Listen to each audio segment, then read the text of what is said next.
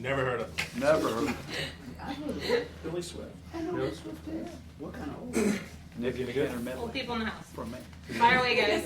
Played at Hey, Maryland, Coach, really good He was player. decent. after looking at the film Yeah. from this past weekend, what do you guys need to do to be more efficient offensively and put some more points up on the scoreboard? We got to get better shots. I think a big thing is, we got more shots. We rebounded well. We took a lot of contested shots. I think we got to share balls, got to move a little bit more. And when we do that and we get better looks, we make shots.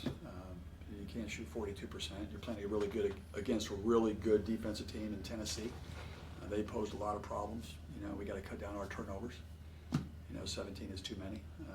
That was one area where it can become points. We got to be more aggressive taking the ball to the basket. With the athletes that we have, going to the foul line 10 times in a game like that is not going to do it against a quality opponent like Tennessee. And then on the defensive end, we've got to get better. Bottom line, we didn't have it. I thought our energy level wasn't great, but we kept getting those chances. You cut it to 7, and you make a play, and then you come back and you cut it to 8 again. I was there, and we just couldn't get over the hump. A lot of little things that we had a really good practice yesterday. And this team's going to keep learning and keep watching film, keep going at it. DMGB, just doesn't matter. Get better. Do you think you guys need to Sorry, go ahead first. Do you think you guys need to maybe attack the basket more when you say get better shots? Well, we were attacking. They blocked. We got to the rim 6 or 7 times, and they came over and blocked it. We got to be stronger going to the basket. When you go to the basket, you got to get fouled or make a basket. That's where we got to get better, more aggressive, attacking the rim, and then also we need to find the open man better. I thought the good thing coming into that game, I thought we ran. When we rebounded, we were able to run on them. And then another good thing is we were able to rebound against a very good rebounding team. We just, the better shots that you get, the better percentages you shoot, and the more points you'll score. The more, last couple of times we've been out east, I think Virginia Tech, they shot 35 foul shots to our 10. We shot 10 to their 25. Those are areas where you can generate some points. And we're just not doing a good enough job at getting foul, getting contact, and getting to that line. Did you get better in any areas? Because that's your goal. Well, I think I think the biggest thing is we play a tough schedule. We play 2 top 25 teams early. When you have a young team, it's only going to make us better. Hopefully obviously we want to win every game we play, but I think when you play tough teams like that, you can get exposed a little bit with your youth. I think this is a great, teaching game for us. The environment was good. The team was really tough, very well coached, and there was a lot of things to learn from. And we got to be able to transfer that. Is that good to have a 3-game home stretch then to get back to those basic skills and find out? It's always nice. Yeah. It's always nice to get home. Whenever you get a chance to play in your home crowd, and now I think every game was sold out. They announced, and getting that enthusiasm coming back and playing in front of the home crowd, the dog pack is going to be great for us. And I think the biggest thing with us is we play that great non-conference schedule to get better. It helped us last year, really, especially when it came to league. And we got to use it as a teaching opportunity and move forward and get these 3 games. I don't like playing 1, 2, 3, 4 in 8 days or whatever it is. I feel like we're the Washington Wizards, but for the most part, we've got to, that's what it is. We got to bond together. We've got a deep bench, and hopefully it'll give some other guys some opportunities as well. You talk about the deep bench. You kind of have 3 guys doing the majority of the scoring. Yep. Are you looking for more from other areas, other guys to get involved? I think so. I think you obviously want your best offensive players to take the most shots, but you don't want them to take contested shots when it's like simple. If I'm going and I drive by Percy and you help What? him. No, you're not. Percy, I'm driving by you, Percy. You're breaking down. But if I go by Percy and 2 guys come, I got to be able to make that pass. Those are simple things, and we've been aggressive and we've turned over the ball because we've been over aggressive. Everybody's been trying to do what? Just go rather than more ball movement. I think that's what really helped us. I think in the Tennessee game, I felt like a lot of our defense didn't lead to offense, and that's where we're at our best, is when our defense is creating turnovers, deflections, rebounds, blocked shots. we'll be able to get out in transition, get some easy baskets, go to the foul line. I think that's, you win championships with your defense. And I felt like our defense was not good. Is there a role for Jamal Bay, because in these three games, like he's come in and he, like you have him here and you have him there, but he hasn't been that same guy that we saw from the exhibition. Yeah, Western Washington, I think that, same opportunities. He came in, I think he had 20 points, 5 assists, 5 rebounds. He's a heck of a player. You go out and every game's going to be different. That's part of the learning curve. He's a heck of a player. We need him to produce, and he can and he will. Unfortunately for him, he's played the 1, he's played the 2, he's played the 3. I even had him at the 4. So that's a little bit challenging. But trying to find, I think the compliment to him is trying to find ways to get him on the floor because he's such a good player. Seems like slow starts have been kind of a trend this season. How do you coach up your team to overcome that? I think the biggest thing is we just got to play harder from the get-go. I think our starts are maybe a little anxious, maybe a little playing too fast. The game needs to slow down. We need to be able to get the ball where we need to get it, where we're telling them, where we can expose the opposition, and then we need to share it. And the first couple possessions we got into Isaiah, they were playing him, skipped it to Nas. Nas got fouled. The foul line, we got it to Isaiah twice. We scored, and then we had a couple possessions where we just took a couple contested shots, and you just got to keep going to where it's working, and then when they defend that, then you can go other places. And you saw our potential the last 7 minutes of the Baylor game. That's what we're trying to get to for 40 minutes, and it's going to be step by step.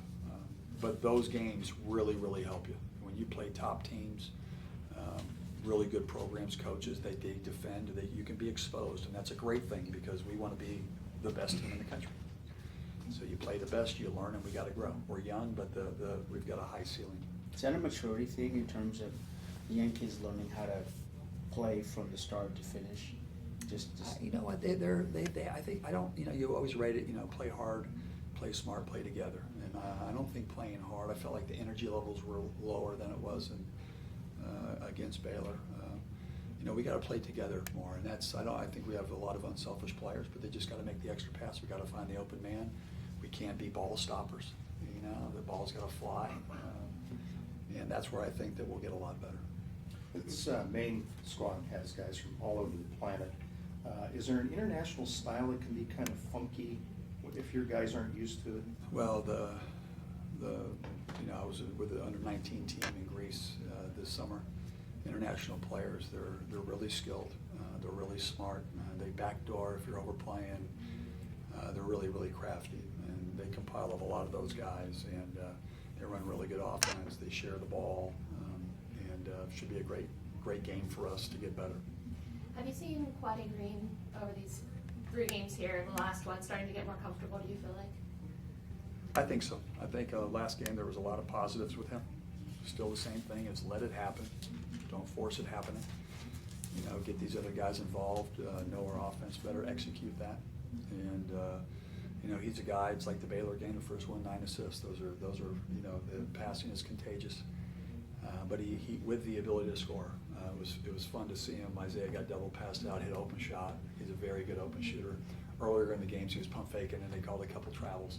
Just keep the game simple. I think the more simple that we can make it, the better. And that's where we'll get better as well. A lot of these guys in high school in certain roles were here we go, and make a play. Now it's a little bit different. Now we've got, we've got so many talented players. We just got to share and trust and believe, and that takes time. That takes a build. Couple more guys. Are the turnovers like the ones that you can live with, where like guys are trying to make plays for others, where they're trying to do the one more, or is it more of just what you consider like just the traveling? Yeah, there's some traveling. That goes back to anxious. You can't have every 5 players doing what, just doing what. You got to have a ball reverse guy. The ball's got to go from side to side. You want your playmakers with the ball, because if other guys come, they have the ability to make others around them better.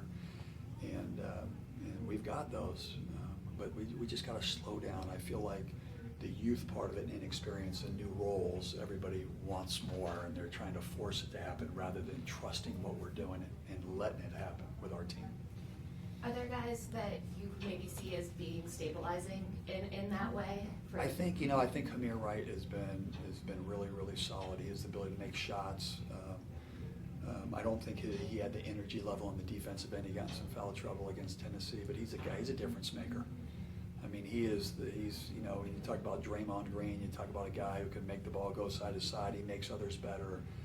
He can hit an open three. He competes on the defensive end.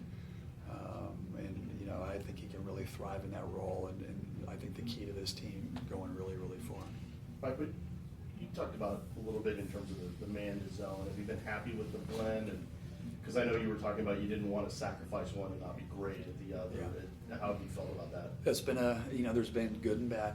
I think the biggest thing is the zone gives you something different, and it's been really, really effective, especially with our length. But the man, I really enjoy it.